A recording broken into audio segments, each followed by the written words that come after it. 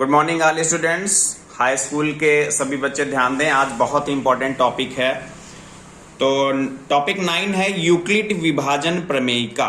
Euclid विभाजन प्रमेयिका, या इसे केवल प्रमेय भी आप बोल सकते हैं प्रमेयिका की जगह पर।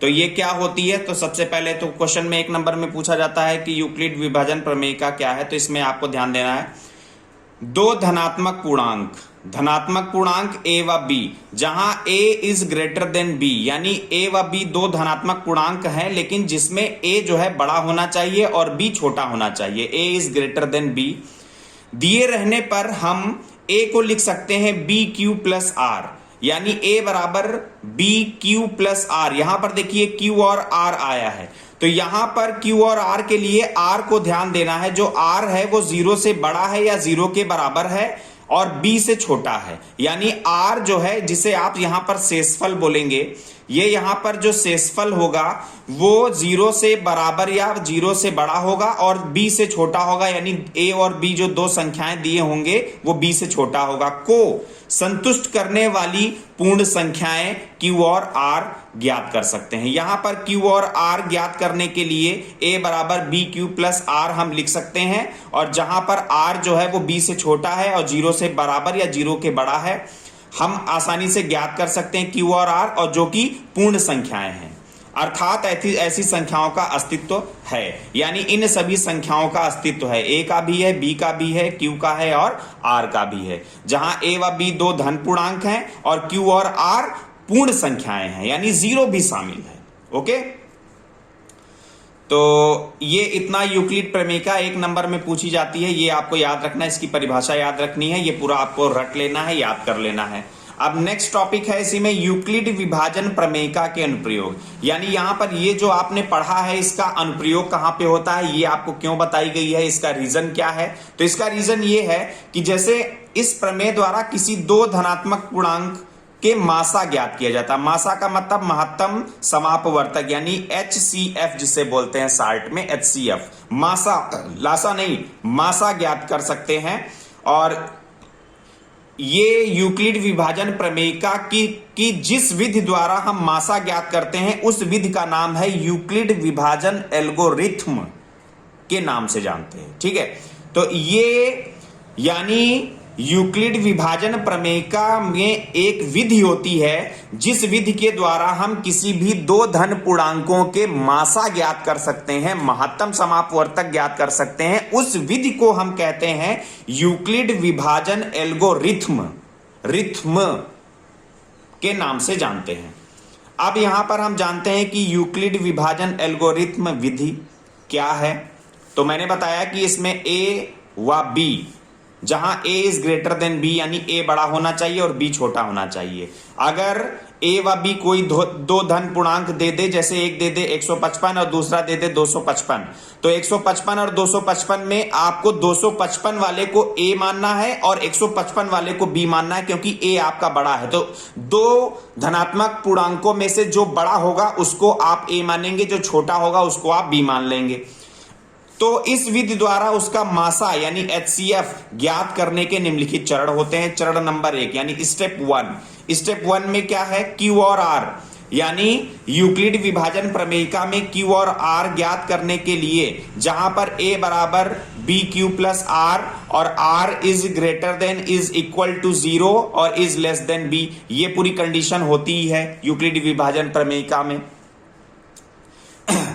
Q और R ज्ञात करने के लिए यूक्लिड विभाजन प्रमेयिका का प्रयोग करते हैं, यानी यूक्लिड विभाजन प्रमेयिका का प्रयोग करके हम Q और R ज्ञात कर लेते हैं।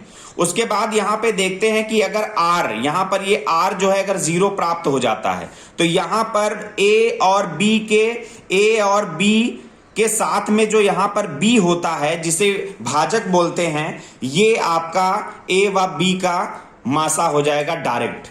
Q का मान चाहे जो आए उससे कोई मतलब नहीं है, परंतु यदि R यानी जो शेषफल है ये 0 नहीं होता है तो हम पुनः आगे फिर इसी प्रमेय को हम आगे बढ़ा देते हैं और यूक्लिड विभाजन प्रमेयिका का प्रयोग करते हैं। ये हो गया स्टेप नंबर 2।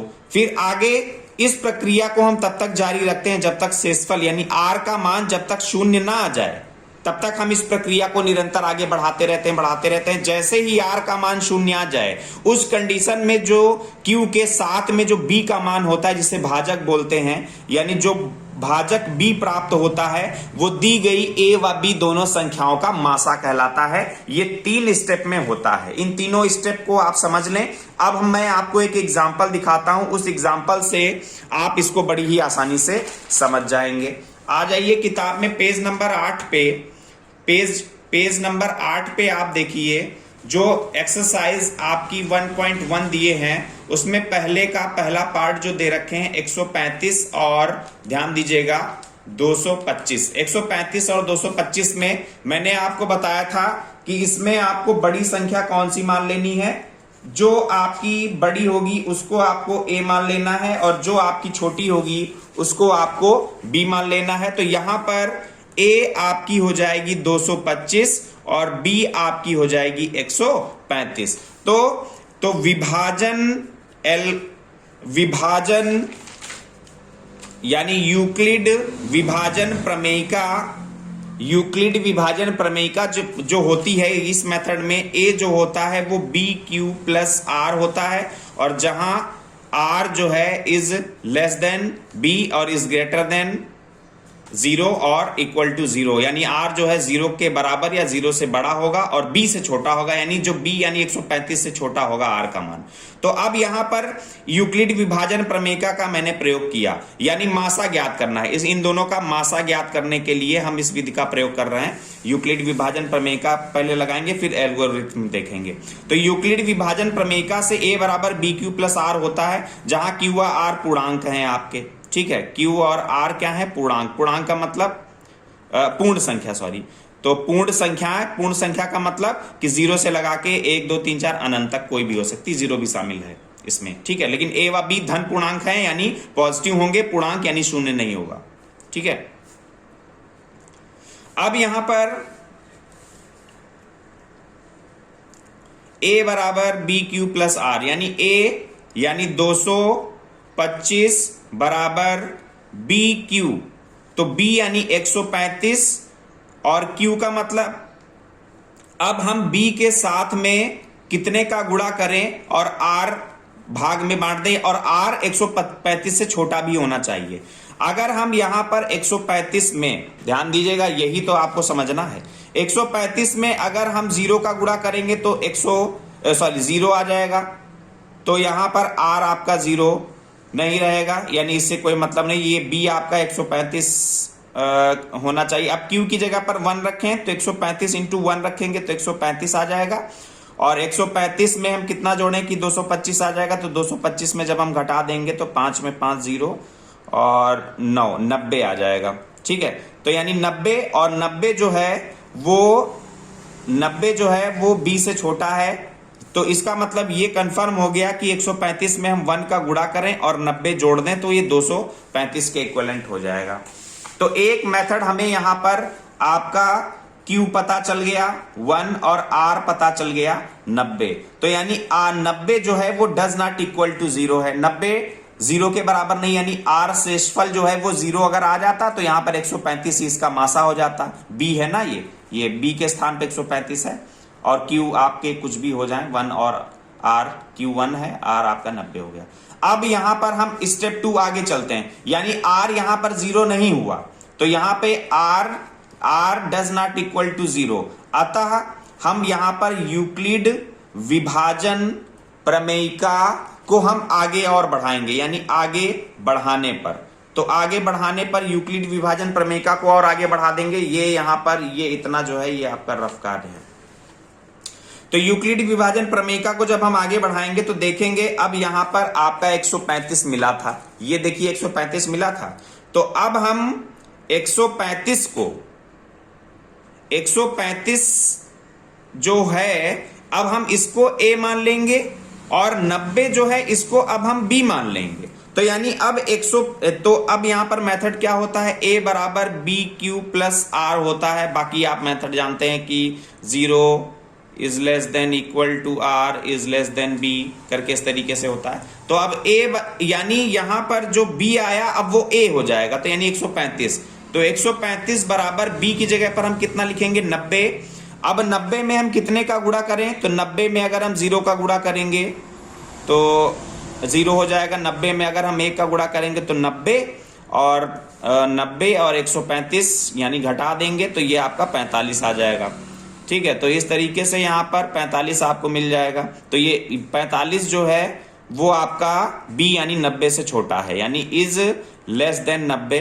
तो अब ये हो जाएगा 135 बराबर 90 q की जगह पर 1 और प्लस 45। तो 90 का 90 और 45 जोड़ेंगे तो यहां पर आपका 135 आ जाएगा। तो ये आपका सेकेंड स्टेप हो गया।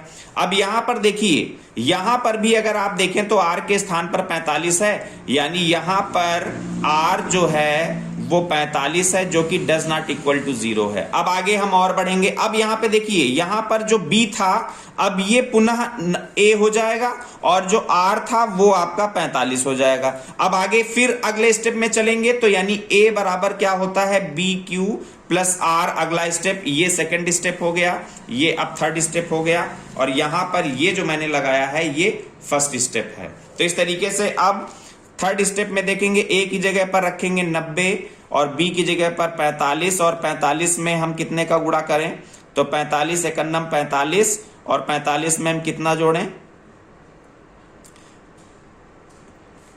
45 दुना 90, सॉरी 45 में अगर हम 2 का गुणा कर दें तो 45 दुना 90 हो जाएगा और 90 और r की जगह पर अब यहां पर 0, यानी 90 में हम 0 जोड़ेंगे तो 90 ही आएगा। तो 45 दुना 90 और प्लस r। अब देखिए यहां पर r इज इक्वल टू 0 आ गया। जब r इज इक्वल टू 0 आ गया तो मैंने बताया था कि a is equal to b q plus r में जब r इज इक्वल टू 0 आ जाएगा तो q के साथ में जो मल्टीपल में होगा यानी b, तो यहाँ q के साथ में मल्टीपल में 45 है, तो यानी 45 जो है 45 a व b, यानी a मतलब स्टार्टिंग का 225 और b मतलब 135, यानी 225 और 135 का मासा होगा। क्या हो जाएगा, ये मासा हो जाएगा। तो यानी 45 इसका आंसर आ गया। तो ये मासा महत्तम समापवर्तक ज्ञात करने की यूक्लिड विभाजन एल्गोरिथ्म प्रमेय है।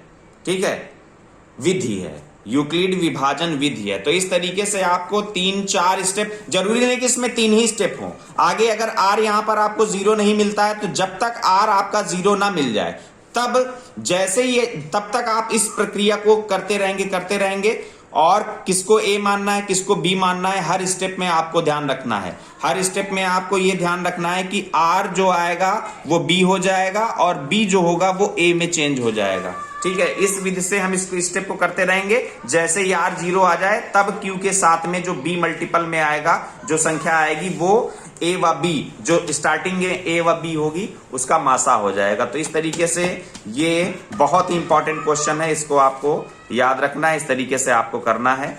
अब आगे इसी मेथड से आपको यहां पर 196 और 38,220, तो 38,220 थोड़ा सा बड़ा कैलकुलेशन होगा, इसलिए आप 38,220 को a मानेंगे और इसको b मानेंगे, तब स्टेप बाय स्टेप चलेंगे।